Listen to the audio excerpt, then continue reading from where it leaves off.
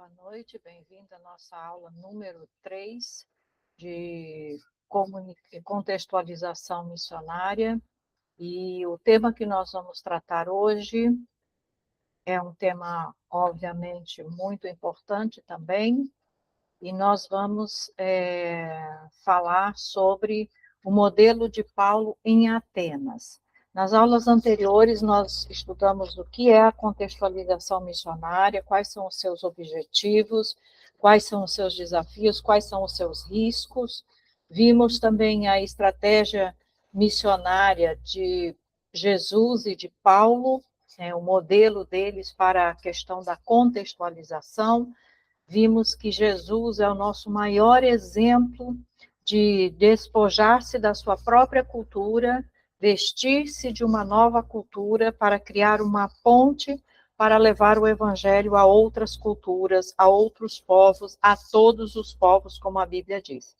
E hoje nós vamos nos deter ao estudo específico da passagem de Paulo em Atenas, onde nós vamos encontrar alguns princípios importantes que nós podemos aplicar também no nosso contexto missionário hoje ainda.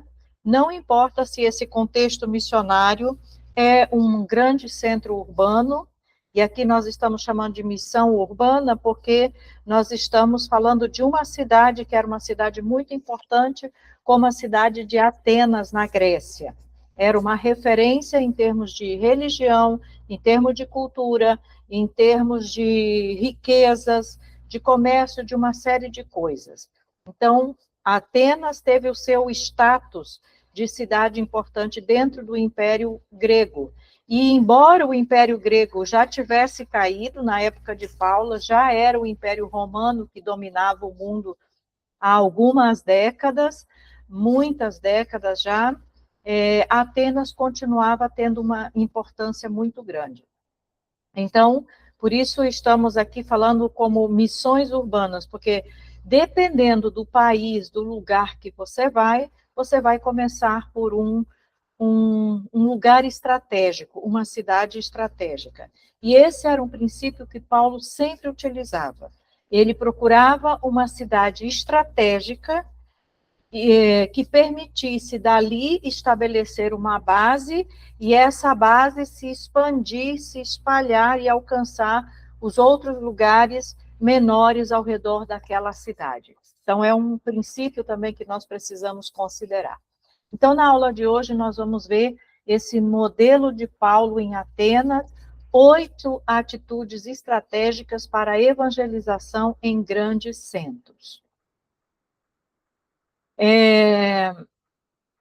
Atenas ontem, né, o exemplo de uma cidade antiga, uma cidade importante na antiguidade, ainda na época de Paulo, e nós temos as cidades de hoje. Nós temos muitos centros urbanos que são importantíssimos, que são centros que realmente têm um papel fundamental na estruturação da vida de um país ou de uma região, que vai exercer influência nas mais diversas áreas. Então, essa é uma consideração que nós precisamos fazer, que uma cidade para iniciar uma base missionária, um trabalho missionário, sempre deve ser, na medida do possível, uma cidade que exerça influência na região, uma cidade que exerça influência no cenário político, no cenário social, no cenário espiritual, no cenário cultural. É importante isso. Então, aqui nesse cenário, nós temos um paralelo espiritual, né, do tempo de Atenas e hoje. O centro intelectual, geralmente, essas grandes cidades, a glória cultural, ela tem assim um destaque enorme quando se trata de cultura, de coisas materiais e imediatas, mas quando se trata de espiritualidade, geralmente esses grandes centros são espiritualmente cidades mortas. Apesar das pessoas terem contato com tanta cultura, com conhecimento, com tantas coisas, interiormente as pessoas geralmente são vazias, solitárias e buscando um sentido para a própria vida. Outra coisa que a gente percebe que acontecia lá em Atenas era a saturação de ídolos. Nós observamos que, por exemplo, em Atenas, haviam mais de 300 mil estátuas. Inclusive, havia um dito, um provérbio, que em Atenas havia mais deuses do que homens, né? Porque na cidade não tinha 30 mil habitantes, e mesmo assim existia uma quantidade enorme de deuses. E essa é uma característica que ainda acontece hoje. Quanto mais vazio as pessoas são, quanto mais longe de Deus elas estão, mais ídolos elas criam para si mesmo, na tentativa de suprir essa carência espiritual, essa necessidade espiritual que todo ser humano tem de relacionar-se com Deus. Então, Atenas era assim, e hoje em dia, se nós formos para qualquer grande centro urbano, de qualquer lugar do mundo, nós vamos encontrar essa mesma característica. Outra coisa que acontece é que as metrópoles modernas, cheias de cultura, mas vazias de Deus, como nós já mencionamos. Outro paralelo. Muita religiosidade, muitas vezes, mas sem a presença de Deus. E aí a gente vê que as religiões têm se multiplicado. Existem religiões atualmente de todas as formas, de todos os jeitos, e as pessoas inventam cada vez mais religiões, mas continuam vazias de Deus. Então, esse cenário era o cenário de Atenas. E este cenário também é o cenário que nós vamos encontrar hoje nas grandes cidades, nos grandes centros urbanos. Então, Paulo viu uma cidade cheia de Deus e carente do Deus vivo. E uma coisa que nós observamos, então, é que Paulo buscava cidades influentes e estrategicamente localizadas, importantes centros culturais, sociais e comerciais, para falar e influenciar o povo a aceitar o evangelho. Porque uma vez que ele conseguisse influenciar uma cidade ou pessoas nessa cidade, a influência que essa cidade já exercia naturalmente facilitaria que o evangelho chegasse a outros lugares. Então, vamos conhecer as 8 estratégias, as 8 ações que Paulo teve na cidade de Atenas. A primeira delas, nós vamos ver que foi a arte da observação. A missão começa com os olhos. O que Paulo fez? O texto diz que Paulo começou a caminhar pela cidade de Atenas, percorrer. Então, o primeiro passo é a caminhada missionária. Paulo percorreu a cidade para ler a sua alma e entender o entorno socio-religioso. Então, ele não estava passeando pela cidade de Atenas como um turista, admirando a arquitetura, admirando a cultura, admirando as coisas que eles tinham nessa cidade. Ele estava percorrendo a cidade de Atenas com um objetivo claro, um objetivo bem específico, que era conhecer qual era a realidade socio-religiosa desta cidade. Descobrir ali naquela cultura, naquele povo, naquelas ruas, naqueles mercados, enfim, o que as pessoas pensavam, o que elas sentiam, o que elas estavam precisando, necessitando, do que elas estavam se queixando, e descobrir dessa forma um ponto de contato, uma porta aberta, uma oportunidade para poder entrar com a mensagem do Evangelho. A gente observa que Jesus tinha essa mesma metodologia. Lá em Mateus 9, por exemplo, nós encontramos o texto que ele diz que quando Jesus viu as multidões, ele sentiu compaixão, porque estavam como ovelhas sem pastor. Então, também nós vamos encontrar Jesus, ele ia de um lugar para o outro e ele também observava, ele via as pessoas. E aí, às vezes, quando a gente lê essa expressão, ver as multidões, ouvir as multidões, a gente pensa só no sentido espiritual, que Jesus estava vendo só o interior, o coração das pessoas. Não, ele estava vendo a multidão realmente e percebendo, tratando de entender como é que essas multidões estavam e quais eram as necessidades que elas tinham. E aí, então, vem a tática prática. O que é que nós temos que fazer? Chegamos num lugar, não importa qual seja esse lugar, agora vamos falar de uma forma geral, pode ser um grande centro urbano, pode ser uma cidade menor, uma cidade pequena, pode ser, de repente, uma aldeia indígena, ou um povo lá da Papua Nova Guiné, ou um povo lá da Índia, ou de qualquer outro lugar do mundo. Não importa qual seja. O primeiro passo é exatamente esse, a arte da observação.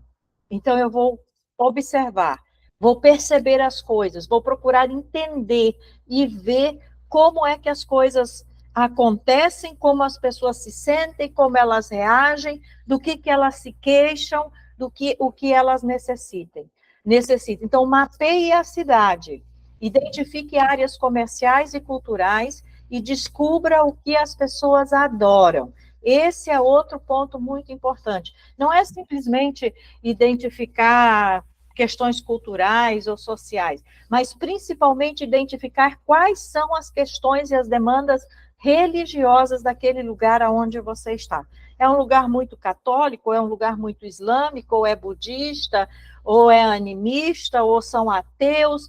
Qual é a concepção, o pensamento religioso que aquele lugar tem. E aí, quando se vai fazer esse mapeamento para identificar o lugar, pensando agora em cidades, é interessante a gente identificar qual é o bairro onde tem mais igrejas ou menos igrejas, ou não tem igreja nenhuma, qual é o lugar onde existem alguns cristãos ou não, né? Então, essas coisas a gente precisa identificar. Primeiro passo sempre é a observação. Nós temos que caminhar.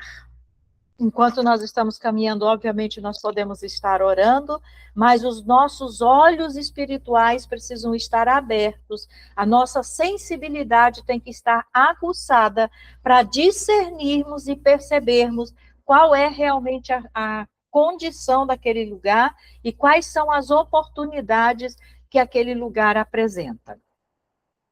A segunda atitude de Paulo, aí em Atenas, é o que nós chamamos de indignação motivadora. A palavra grega é paroxismo.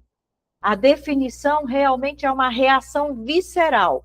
Não era uma raiva descontrolada, uma ira sem sentido. Era zelo pela glória de Deus. Uma indignação de que aquelas pessoas tivessem tantos ídolos, tivessem tantos deuses, o que expressava uma grande necessidade espiritual, uma grande fome espiritual, e estavam tão longe de Deus, por meio da idolatria, na verdade, não glorificavam a Deus. Então, a reação de Paulo foi essa indignação, mas foi uma indignação motivadora. Qual foi o gatilho? A revolta ao ver a depravação humana dando glória a ídolos. Paulo sabia que o homem não foi criado para dar glória a ídolos, para adorar a ídolos. Paulo sabia que o homem foi criado para louvor e glória de Deus. Então, ele ficou indignado de ver como aquelas pessoas estavam escravizadas e como a sua religiosidade estava distorcida e depravada, porque adoravam ídolos e não adoravam a Deus. O resultado dessa atitude de Paulo foi que essa indignação ela não paralisou Paulo, mas moveu a ação ponderada e a compaixão. Então, quando ele viu isso, e ele sentiu essa indignação, ele pensou o que ele poderia fazer, como ele poderia agir naquele lugar para que essas pessoas fossem alcançadas com a mensagem do Evangelho, porque realmente elas necessitavam muito. Então, nós observamos que Paulo se compadeceu, se indignou com o que viu, se compadeceu dessas pessoas e pensou, então, em uma estratégia, em uma forma, em uma maneira de fazer o Evangelho chegar a essas pessoas. A atitude 3 e 4, nós vamos encontrar, então, o diálogo e a inteligência cultural. Esse termo inteligência cultural é um termo novo, ele não é muito conhecido, nós ouvimos falar sobre muitas inteligências, né? E agora, dentro da missiologia, surge esse outro termo, que é a inteligência cultural. O que é isso? Nós precisamos ter a capacidade de entender o que naquela cultura pode ser uma ponte para a pregação do evangelho. E como nós devemos lidar com as diferentes culturas, para não transformar essa cultura, de repente, num muro, num impedimento, numa porta fechada em vez de uma porta aberta, né? Então, se fala de teologia expansiva, penetrando a mente de religiosos e céticos, ou seja, a inteligência cultural vai fazer com que o missionário alcance a mente tanto de pessoas religiosas quanto de pessoas que não creem em nada, tanto de pessoas simples e comuns como de pessoas esclarecidas e estudadas. Então, é uma coisa que nós precisamos, como missionários, orar e pedir ao Senhor, que Ele nos dê essa inteligência cultural para que possamos tratar dessas questões que nós sabemos não são fáceis. Então, a gente observa que Paulo, em Atenas, ele está em 3 ambientes diferentes. Ele vai em 3 ambientes diferentes. E nesses 3 ambientes diferentes, ele vai ter contato com pessoas, com grupos sociais e religiosos completamente diferentes. E no primeiro momento, o que ele faz? Ele trata de conversar, de dialogar. E aproveita, no meio desses diálogos, a oportunidade para pregar o evangelho. Uma coisa que a gente observa em Paulo é que ele fazia perguntas para as pessoas com relação ao que elas faziam e criam, e etc., os deuses delas, as culturas delas, mas ele também permitia que as pessoas perguntassem a ele sobre a fé dele, né? Então, isso é uma coisa muito importante. Quando a pessoa começa a perguntar e se interessar por aquilo que você crê, aí já é uma porta, assim, facilmente aberta, uma oportunidade dada, né? Então, Paulo aqui, nesse terceiro e quarto passo, nós vemos que em todos os lugares, e principalmente aqui em Atenas, o primeiro lugar que Paulo sempre se dirigia era a sinagoga. E ele começava a conversa dele com quem? Com os judeus e os religiosos judaicos, partindo da tradição que eles já tinham, da lei de Moisés, da cultura judaica, para conversar com eles e pregar o evangelho ali. No caso de Atenas, Paulo não ficou só na sinagoga. Nós vemos que Paulo vai para a praça, o ágora, né, como diz lá no texto. E ali na praça ele conversa com o povo comum, com gente normal do dia a dia, com gente simples, que estava ali vendendo, comprando, trabalhando, que não eram os intelectuais, os filósofos e os grandes religiosos da cidade. E aí, depois disso, então, ali ele também conversa, fala com o povo, etc., e ele é levado para o Areópago. O Areópago já é outro ambiente, era um ambiente mais específico e reservado, onde estavam os filósofos, os epicureus, os estoicos, ou seja, a intelectualidade de Atenas, certo? Então, nós observamos que Paulo precisou, para isso, um preparo intelectual, por isso, inteligência cultural, porque ele precisava conhecer, obviamente ele conhecia porque ele era judeu também, a tradição, a cultura, a lei judaica para poder chegar na sinagoga e conversar com os judeus que estavam ali. Mas ele também precisava conhecer a cultura do Império Romano, como Império Romano, e não só isso, nós observamos que Paulo também conhecia a cultura anterior ao Império Romano. Paulo não viveu no Império Grego, mas ele conhecia também, ele sabia, provavelmente ele estudou, obviamente, como eram a cultura grega, quais eram os filósofos mais importantes, o que eles pensavam, né? A Bíblia não nos conta isso, mas provavelmente ele fez isso sim, porque ele ia para os gentios, e Paulo sabia perfeitamente que, embora o Império fosse romano, a cultura grega ainda era muito forte nesse Império Romano. Os filósofos gregos ainda tinham uma grande influência dentro desse império. E mais um detalhe, o idioma que era falado no Império Romano, nessa época, não era o latim, era o grego koiné. Então, mais uma razão por que ele deveria conhecer a cultura grega. E quando Paulo vai, então, conversar com essas pessoas em Atenas, especificamente no Areópago, ele cita filósofos e poetas gregos, como Epimênides e Aratu, para validar argumentos. Então, ele pega trechos do que esses dois poetas e filósofos falaram com relação ao próprio Deus, e no caso de Epimênides, com relação ao próprio altar ao Deus desconhecido, e com isso ele puxa o gancho para poder falar com eles. Então, a gente observa aqui, Paulo estudava, Paulo era preparado, ele conhecia a cultura das pessoas com quem ele ia conversar, tanto das pessoas simples quanto das pessoas mais estudiosas e mais intelectualizadas, e ele se preparava então, e ele buscava então esses pontos de contato na cultura que ajudavam ele a pregar o evangelho. Então, isso mostra que nós precisamos estudar, nós precisamos nos preparar. Não é simplesmente eu vou para o campo missionário e vou fazer as coisas de qualquer jeito. O preparo, o estudo é uma coisa fundamental. E em Paulo a gente vê isso. Será que Paulo teria tido o êxito que ele teve na cidade de Atenas e nas outras cidades gregas por onde ele andou, se ele não tivesse conhecimento da cultura grega?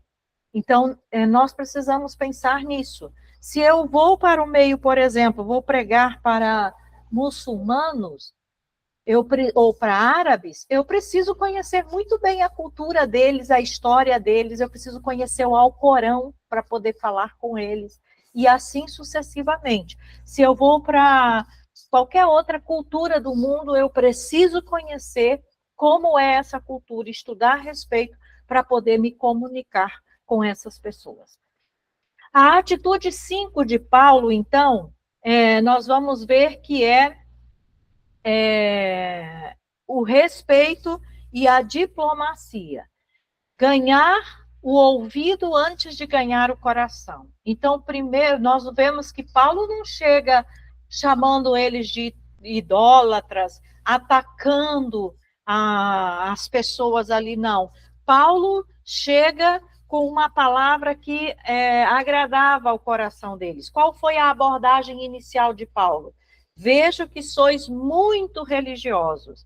Isso pareceu um elogio para eles, né? Então, Paulo usou o elogio em vez do ataque. E essa deve ser também uma estratégia que nós devemos aprender a usar quando nós estamos em culturas diferentes. Passamos pelo passo 1, observamos, vimos como é, passamos pelo passo 2, o passo 3, o passo 4.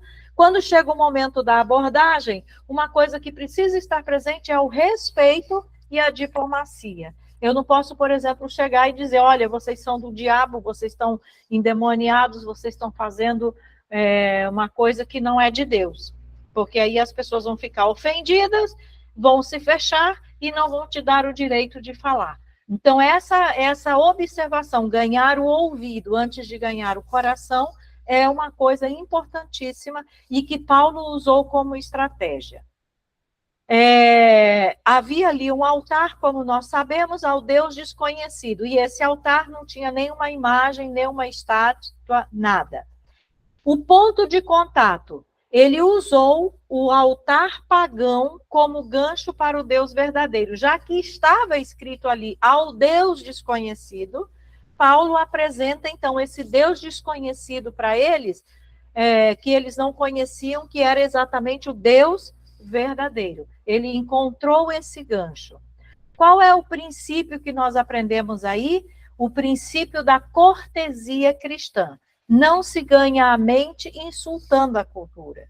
Você precisa encontrar coisas para elogiar na cultura, para apreciar naquela cultura, e dessa forma você vai ganhar o ouvido das pessoas, o respeito das pessoas, e aí sim você vai poder pregar o evangelho. A atitude 6 de Paulo, então, foi a contextualização estratégica. Observe quantas coisas ele fez antes de chegar aqui no ponto específico da contextualização. E aí, outra vez, nós vamos observar que, na aula anterior, por exemplo, nós falamos da contextualização no sentido do missionário se adaptar e mergulhar na nova cultura onde ele vai estar trabalhando. Ele se esquecer, se despir da sua cultura e mergulhar numa nova cultura. Aqui nós estamos agora falando sobre a questão da mensagem. Então, depois que ele observou tudo isso, que ele viu como era a cidade de Atenas, chegou então o momento da contextualização estratégica.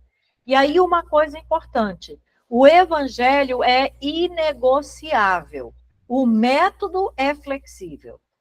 Se nós não respeitarmos isso, nós já sabemos, vai acontecer o sincretismo. E qual é o erro do sincretismo? É que ele mistura a fé com costumes pagãos e altera a essência. O que é a contextualização? É o correto a fazer, é o certo a fazer. É como traduzir o evangelho para a cultura local sem perder a doutrina. E aí, nós vamos ver que a contextualização é uma ampla tarefa hermenêutica de compreender a palavra de Deus e transportar seu sentido para o contexto atual ou para o contexto do ouvinte, causando o mesmo impacto que causou nos primeiros ouvintes. Então, quando nós fazemos a contextualização corretamente, o que vai acontecer?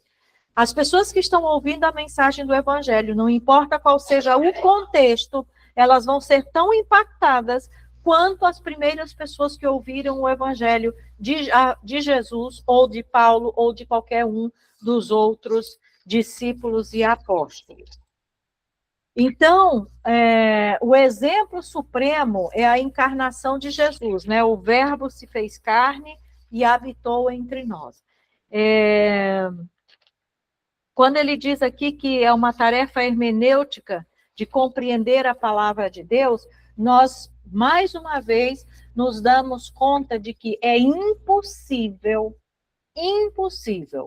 fazer um trabalho missionário efetivo e eficaz e executar a contextualização que precisa acontecer quando eu vou para qualquer outra cultura, se eu não conheço a palavra. E aí nós voltamos para aquela primeira coisa que eu falei na primeira aula. Duas coisas que o missionário precisa conhecer profundamente, precisa estar enraizado no ser do missionário de uma forma que ele não tenha a mínima dúvida. São o que é o evangelho, ele precisa saber o que é o evangelho, e aí, outra vez, o evangelho é dividido em duas partes, e essas duas partes é formada de 4 pontos. Deus, o homem, Cristo e a resposta. Nós precisamos entender o que é isso. Evangelho não é Deus te ama e tem um plano maravilhoso para a sua vida. Não. Nós precisamos entender o que é o evangelho realmente para poder explicar esse evangelho. E para que a gente não misture ou distorça esse evangelho achando que pode ser de qualquer jeito. A segunda coisa que o missionário precisa conhecer profundamente, que eu falei na primeira aula, é as doutrinas básicas da Bíblia. Doutrina da Bíblia, de Deus, de Cristo, do Espírito Santo, do homem, do pecado, da salvação, principalmente esses. Precisa conhecer profundamente.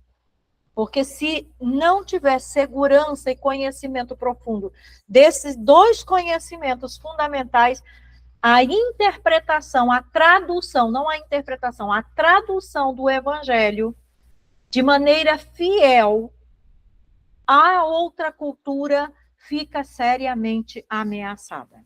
Então, mais uma vez, eu chamo aí a atenção para esse ponto muito importante. A atitude 7 de Paulo na cidade de Atenas é o conteúdo da mensagem, certo? Então, como nós já vimos nas aulas anteriores, a mensagem não muda, não pode ser alterada. O evangelho não pode ser alterado de forma nenhuma. Agora, o método como ele vai ser apresentado pode mudar, né? Deve ser de acordo com cada uma das culturas. Então, desconstruindo a idolatria através da natureza de Deus. Como que Paulo, então, chega a pregar o evangelho para aquele povo que era tão idólatra e fala do Deus desconhecido que eles não conheciam. Ele apresenta esse Deus desconhecido. Primeiro, e aí ele vai apresentar Deus de 5 características de Deus que vão de encontro à idolatria deles. Mas ele faz isso sem dizer que ele estava afrontando os conceitos idólatras de Atenas, do povo de Atenas. À medida que ele ia apresentando esse Deus desconhecido, eles iam vendo e percebendo o quanto aquele tanto de deuses, aquela quantidade enorme de ídolos, no fundo não servia para nada, que eram inúteis, né? Então, Paulo começa falando do Deus Criador, que ele fez o mundo e tudo nele. Não habita em templos feitos por mãos humanas. Então, Paulo começa falando, esse Deus desconhecido é justamente o Deus que criou tudo. Criou o céu, criou a terra, criou o ser humano, criou o universo, e ele é tão poderoso e tão extraordinário que ele não cabe dentro de templos feito por homens. E isso já era um confronto à quantidade para tantos deuses. Deus não precisava, o Deus Criador não precisava de templos humanos para existir, para viver ou para se comunicar. Depois, então, Paulo fala de Deus como mantenedor. Enquanto os deuses pagãos em geral precisam de rituais ou comida, precisam ser agradados para ver se fazem alguma coisa pelas pessoas, as pessoas é que tinham que dar coisas para os deuses. O Deus verdadeiro e o Deus que eles desconheciam era exatamente o contrário. Ele era o mantenedor da vida. Ele é que dá o ar para respirar, ele é que dava os alimentos, as plantas para produzirem alimentos, os animais. Então, eles começaram a ver que enquanto os ídolos tinham que ser alimentados pelos homens, mantidos pelos homens, o Deus desconhecido era exatamente o contrário. Era ele quem sustentava toda a humanidade e toda a criação. Ele é o mantenedor de tudo, da vida e da respiração de todos. E aí ele passa a apresentar um outro aspecto de Deus, que é o Deus governador, que fez toda a raça humana de um só sangue. Ele é soberano sobre nações e fronteiras. E aí começa a apresentar Deus como aquele que ele é o criador de tudo, ele mantém tudo, portanto, ele governa sobre tudo também, sobre todos os homens, sobre qualquer raça humana, sobre qualquer povo, porque ele fez todos de uma só pessoa. Então, ele é o soberano sobre todas as nações e fronteiras. E isso também derrubou a ideia que eles tinham de que tinha um Deus para cada lugar, um Deus para cada coisa. Deus era o governador supremo. Aí, continuando aqui com o conteúdo da mensagem, né? Do relacionamento ao juízo final. E aí, o outro aspecto, a quarta característica de Deus que Paulo vai apresentar aí em Atenas é exatamente puxando algo que os filósofos gregos falavam, que nós somos geração de Deus. Se somos filhos vivos, Deus não pode ser ouro ou prata inanimada. Por como que prata e ouro e ídolos podem gerar vida? Não geram vida. Então ele mostra Deus como Pai, o gerador da vida. E não um Deus morto e inanimado como aqueles que eles adoravam. E por último, Paulo apresenta Deus como juiz, o fim da ignorância.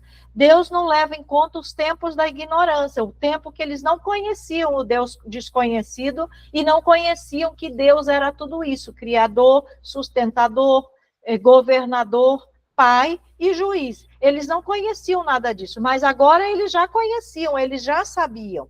E diante disso, o que Deus requer é que os homens se arrependam da sua idolatria e da sua ignorância passada.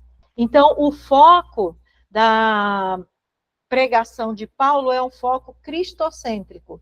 O julgamento será feito por um varão ressuscitado. Paulo conclui assim. E é justamente quando fala sobre até aí, eles ouviram Paulo numa boa. Quando falou de ressurreição, aí o problema começou, né? Como nós sabemos aí no conteúdo de Atos dos Apóstolos. Então, nós precisamos pensar no seguinte: quando nós vamos apresentar a mensagem do Evangelho, não importa qual seja a cultura, a mensagem permanece a mesma. Os métodos, como eu vou apresentar, podem mudar. O Evangelho de Cristo é sempre relevante em qualquer contexto e para qualquer época. Nós precisamos ter isso bem claro. O Evangelho não precisa ser adaptado. O Evangelho não precisa ser modificado. Ele não tem que ser modificado. Ele é suficiente e ele é relevante. Paulo disse, é o poder de Deus para a salvação. E de todas as épocas, em qualquer época, de qualquer cultura, de qualquer pessoa, em qualquer lugar. Ok? Não podemos nos esquecer disso. A outra coisa é que a igreja e os missionários não podem afrouxar seus padrões doutrinários e trocar o evangelho genuíno por outro sincretizado. Isso não pode acontecer de jeito nenhum. A contextualização não deve ser do evangelho, mas dos métodos e forma de apresentá-lo. Então, lembra lá da ilustração, o evangelho é a água e os recipientes podem ser diferentes para levar a água, mas a água continua sendo água, a água não pode ser modificada. O outro exemplo que foi dado na primeira aula, que o evangelho é a rocha. A água seria o fluir, o canal, a forma como o evangelho é apresentado. A água pode mudar seu estado físico, mas a rocha que está ali, ela não muda. Ela permanece rocha, esteja na água, esteja no fogo, esteja em qualquer lugar que ela estiver, tá? Então, nós temos que ter isso bem claro. O evangelho não pode ser contextualizado. Os métodos como ele vai ser apresentado, sim. O julgamento divino, o arrependimento e a ressurreição de Cristo foram os pontos chaves da pregação de Paulo. Então, quando nós vamos pregar o evangelho também, nós precisamos deixar isso bem claro para as pessoas, que elas estão sob o juízo de Deus por causa do pecado, que elas precisam se arrepender e que Jesus ressuscitou justamente para perdoar os nossos pecados, a nossa ignorância. Não podemos ignorar isso. Hoje em dia, por exemplo, não se fala de arrependimento. Ai, Deus te ama e tem um plano maravilhoso para a sua vida e você pode viver do jeito que você quiser, que Deus te ama. E as pessoas ficam sem entender por que elas precisam de um Salvador, então. Chega um momento em que o evangelho precisa ser dito como ele é. E como nós já sabemos, o evangelho tem uma parte, uma má notícia e uma boa notícia. A má notícia é que o homem está morto, condenado, sob o juízo de Deus. E que Deus não tem o culpado por inocente. A boa notícia é que ele nos ama e enviou um Salvador, providenciou a salvação para nós. E se nós nos arrependemos e cremos, nós somos perdoados e temos vida com Deus. Então, o julgamento divino, o arrependimento e a ressurreição de Cristo não podem ser esquecidos. Esses foram os pontos chaves da pregação de Paulo em Atenas. Observe que ele apresentou Deus. Deus é isso, isso, isso e isso. Mas no meio disso, ele não deixou de pregar a mensagem essencial, que é o Evangelho. A humanidade precisa ser chamada ao arrependimento para a salvação. Se não há arrependimento, não vai acontecer novo nascimento. Se não há arrependimento, não vai haver fé em Jesus como único e suficiente Salvador. Se não há arrependimento, não vai haver perdão de pecado, não vai haver justificação, não vai haver regeneração, não vai haver nenhum dos elementos da salvação. Então, como missionário, seja aqui, aonde nós estamos, ou seja em qualquer outro lugar do mundo, nós precisamos ter bem claro isso. A mensagem não muda. O método como ela vai ser apresentada muda. Eu preciso encontrar na cultura alguma coisa que me ajude, me apoie a pregar a mensagem do Evangelho. E o objetivo final não é agradar as pessoas, mas fazê-las entender que elas precisam se arrepender. Ajudá-las a chegar a esse momento de arrepender-se e crer em Jesus. E isso não se vai fazer brigando, gritando, exigindo. Como Paulo, vai ser com compaixão, com amor, para que eles possam realmente chegar a esse ponto. A oitava e última atitude de Paulo, então, foi a formação da comunidade ou da igreja lá em Atenas. Então, gerenciando expectativas na missão urbana ou em qualquer outro lugar. Nós vamos ver que, diante do discurso de Paulo, quando Paulo falou do Deus desconhecido e tal, chegou na parte da ressurreição, virou aquela confusão. E aí, qual foi o resultado, então, desse trabalho de Paulo em Atenas? Nós vamos ver que mais ou menos 40% dos ouvintes de Paulo escolheram o adiamento. Disseram, sobre isso nós vamos te ouvir em outra ocasião, em outro momento. Observe que essa fuga de ouvir o que Paulo tinha a dizer, de certa forma, deixou uma porta entreaberta, porque se eles disserem em outra ocasião nós te ouviremos, ainda havia a possibilidade de ter um momento que, de fato, eles ouviriam o restante do que Paulo queria dizer. Mais ou menos 40% das pessoas que estavam ouvindo zombaram e escarneceram de Paulo, e queriam, inclusive, matá-lo e apedrejá-lo, etc., etc., porque acharam isso um absurdo. Mas teve um 20% que creu e se converteu. E dentre esse pequeno número que se converteu, estavam Dionísio e Dâmaris, que eram duas pessoas muito importantes e influentes em Atenas. E, através deles, provavelmente, o evangelho se expandiu para outros lugares. Então, isso nos ensina que, primeiro, o trabalho não é instantâneo. Segundo, nós nunca vamos ter 100% de adesão. Nós precisamos entender que vão ter aqueles que vão dar desculpas, não vão dizer nem sim, nem não, nem recusam, nem aceitam. Vai ter aqueles que vão recusar frontalmente, claramente, e vai ter uma pequena quantidade que vai crer realmente. Então, assim, o objetivo não é que todo mundo aceite o que você está falando e concorde com o que você está falando, porque não adianta nada concordarem se não se converterem. O objetivo é que, de fato, as pessoas que entenderam a palavra ou que concordem com a palavra, de fato se convertam. Esse é o objetivo. Porque uma igreja não é formada de convencidos, a igreja é formada de convertidos. Então, a lição que nós aprendemos com isso é que o sucesso não é a conversão em massa, é a fidelidade, mesmo que seja de um pequeno grupo. Uma igreja foi plantada a partir desses poucos. E a gente vai ver que Jesus começou com poucos. Em determinados momentos da pregação de Jesus, quando o discurso era muito duro, a própria Bíblia nos relata que todo mundo foi embora. Deixaram Jesus, não quiseram mais ouvir. E Jesus perguntou até para os discípulos, e vocês não querem ir embora também? E aí Pedro respondeu, para quem iremos nós se só tu tens as palavras de vida eterna? Então a gente precisa estar consciente que nós nunca vamos contar com a maioria. Nós sempre vamos contar com a minoria. Quando acontece algo assim, que é a maioria, é porque, de fato, alguma coisa muito extraordinária está próxima de acontecer, ou vai acontecer, né? A liberdade religiosa e a ética missionária.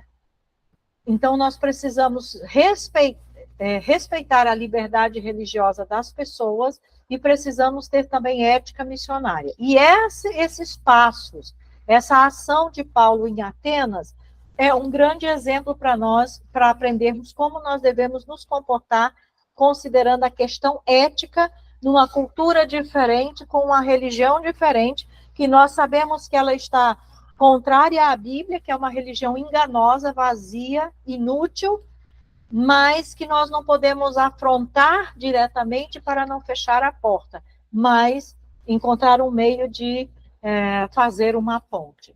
Então, a convicção, a verdadeira religião baseia-se na consciência e não na coerção.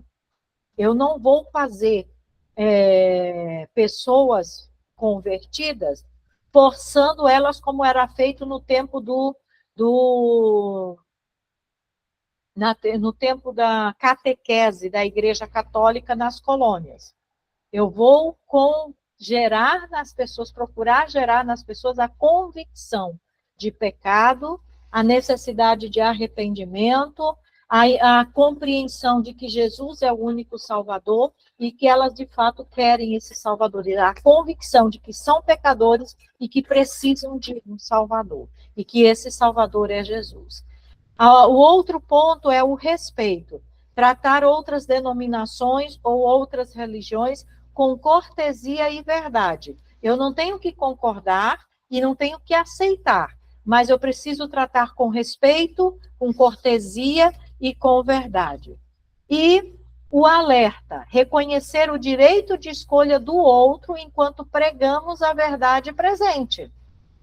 Você tem o direito de pregar e a outra pessoa tem o direito de aceitar ou não aceitar o que você está falando. Ela tem o direito de crer ou não crer, de querer ou não querer. E nós precisamos respeitar isso. Não podemos ficar frustrados uma vez que as pessoas escolham não nos ouvir ou não crer, que é o que nós gostaríamos. Então, nós temos aqui um playbook do missionário urbano. E eu não digo só do missionário urbano, eu digo do missionário em qualquer cultura, porque esses passos de Paulo, eles se aplicam em qualquer lugar que nós estivermos. Não importa se é um grande centro urbano, ou se é um pequeno lugar, ou se é até um povo isolado lá, primitivo. Então, o primeiro passo, observar. Depois, indignar-se, o sentimento de revolta, de indignação, porque o povo está perdido, enganado, etc., etc., e que motive uma ação para alcançar esse povo. Depois é o diálogo. O terceiro passo é dialogar, conversar e entender o que as pessoas pensam, sentem e necessitam. Depois, conhecer, né? E aí nós vimos que Paulo conheceu a realidade da sinagoga naquele lugar, a realidade do mercado, das pessoas comuns, e a realidade do areópago dos intelectuais. O quinto passo é respeitar a cultura e a religiosidade das pessoas. O sexto passo, então, foi contextualizar. Ele encontrou ali o método para pregar o evangelho, e o método em Atenas foi o altar ao Deus desconhecido. O sétimo passo, então, é pregar. E o oitavo passo é formar uma comunidade com aqueles que creram na sua pregação. E aí está o modelo de Atos 17. Então, para concluir, as nossas cidades, nós podemos dizer que são novas Atenas. Não importa aonde ela esteja. As cidades de hoje são a fronteira missionária final. Devemos usar todos os meios intelectuais, sociais e espirituais para expandir o evangelho. O evangelho é suficiente e relevante em qualquer contexto, como nós já mencionamos.